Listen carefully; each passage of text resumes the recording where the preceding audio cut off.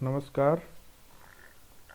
आज हम लोग गुणक के अगले भाग में प्रवेश करते हैं।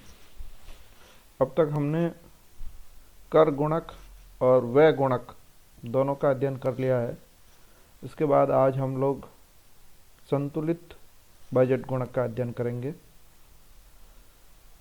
इसमें कर गुणक और व्यय गुणक दोनों का संयुक्त प्रभाव देखा जाता है। संतुलित बजट गुणक में ये माना जा सकता है कि जो प्रभाव सरकारी व्यय के कारण होता है वही प्रभाव करों के कारण भी होता है। तो अगर सरकारी व्यय में परिवर्तन के कारण आय में जो वृद्धि होती है, उस आय की वृद्धि को करों में वृद्धि के द्वारा वापस ले लिया जाए तो वह संतुलित बजट गुणक होगा।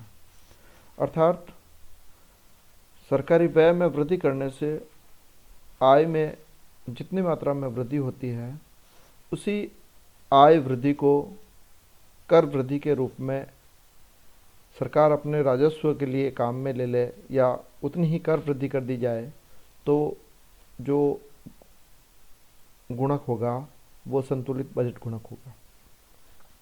जैसा कि हमने देखा, सरकारी व्यय गुणक का फॉर्मूला जो होता है वो है 1/1 माइनस बी, 1/1 माइनस बी। इसी प्रकार कर गुणक का जो फॉर्मूला है वो है -b/1 minus B, -b/1 minus B. अगर हम इन दोनों को बराबर करते हैं, डेल्टा जी बराबर डेल्टा टी करते हैं, तो ये हो जाएगा 1/1 माइनस बी बराबर -b/1 माइनस बी। अगर पक्षांतर करके हम इसको इधर लाएंगे तो ये जो माइनस है वो क्या हो जाएगा, प्लस हो जाएगा। तो 1/1 minus B plus b/1 minus B हो जाएगा। तो ये ऊपर बचेगा 1 minus B divided by 1 minus B, तो क्या हो जाएगा, बराबर 1 हो जाएगा। अतः संतुलित बजट गुणक का मान क्या होता है, सदैव 1 के बराबर होता है। सदैव किसके बराबर होगा, 1 के बराबर होगा। अर्थात आय का परिवर्तन डेल्टा वाई व सरकारी व्यय में परिवर्तन डेल्टा जी और कर में परिवर्तन डेल्टा टी के बराबर होता है। डेल्टा जी बराबर डेल्टा टी बराबर आय में जो परिवर्तन हुआ है डेल्टा वाई वो बराबर हो जाता है। इसलिए संतुलित बजट गुणक का मान सदैव किसके बराबर होता है, 1 के बराबर होता है। 1 minus B divided by 1 minus B.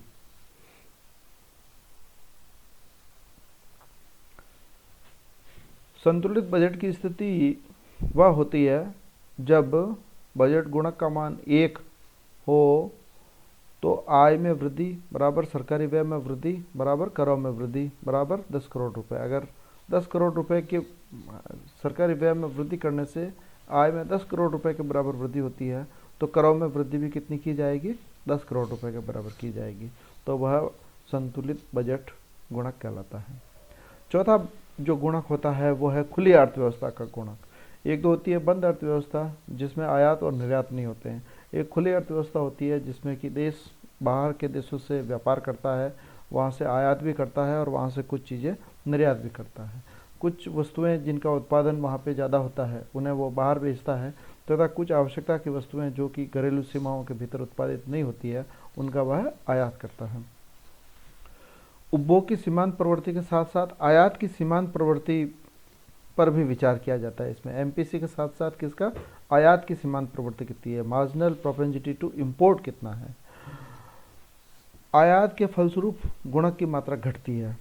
देखिए, एमपीसी के कारण गुणक की मात्रा में वृद्धि होती है और आयात के कारण गुणक की मात्रा में कमी होती है। क्यों कमी होती है, क्योंकि जब हम दूसरे देशों से आयात करते हैं तो उसके बदले में हमको भुगतान देना पड़ता है और भुगतान के बदले में आय कम होती है, और जब आय कम होगी तो उसका कंजप्शन कम होगा। इस प्रकार से उसका नेगेटिव इफेक्ट पड़ता है और एमपीसी का पॉजिटिव इफेक्ट पड़ता है।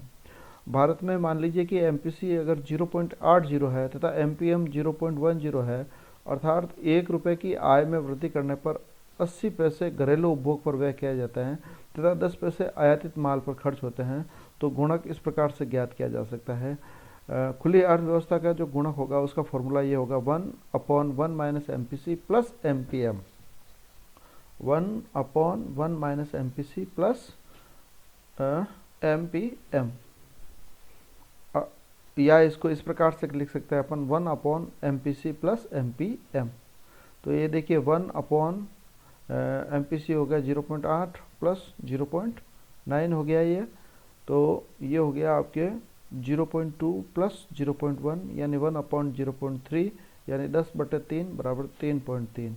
यदि आयात का समावेश नहीं किया जाता है तो बंद अर्थव्यवस्था में गुणक का मान 5 होता है, लेकिन खुले अर्थव्यवस्था में गुणक का मान कितना होगा 3.3। अगर MPM कितना होता है 0.10 होता है। तो इस प्रकार से MPM यानी मार्जिनल प्रोपेंसिटी टू इम्पोर्ट के कारण आय में वृद्धि पर जो है वो नेगेटिव असर पड़ता है, जबकि MPC का क्या असर पड़ता है, पॉजिटिव असर पड़ता है। इस प्रकार आयात के प्रभाव से गुणक घट करके 3.3 आ जाता है, जो कि यहाँ पर कितना आ रहा है 5 आ रहा है। यहाँ पर आय में 1 रुपये की वृद्धि करने पर 1 रुपये का निवेश करने पर 5 रुपये के बराबर आय में वृद्धि होगी, जबकि खुली अर्थव्यवस्था में 1 रुपये का निवेश करने पर आय में जो वृद्धि होगी वो 3.3 होगी।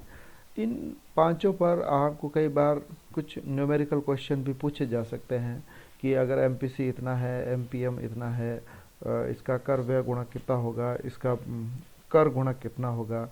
तो आपको याद रखना है कि जो MPC की वैल्यू दी हुई है ज़्यादातर वही प्रभावित करती है, और अगर ये दोनों दिए हुए हैं MPC और MPM तो ये फॉर्मूला काम में आ जाएगा। अगर हमको व्यय गुणक निकालना है, हमको कर गुणक निकालना है, संतुलित बजट गुणक निकालना है, या खुली अर्थव्यवस्था का गुणक निकालना है, तो हमको MPC की वैल्यू पता होनी चाहिए, या MPC की वैल्यू जो दी हुई है उसके बाद में हमको फॉर्मूले को उपयोग में लेना चाहिए।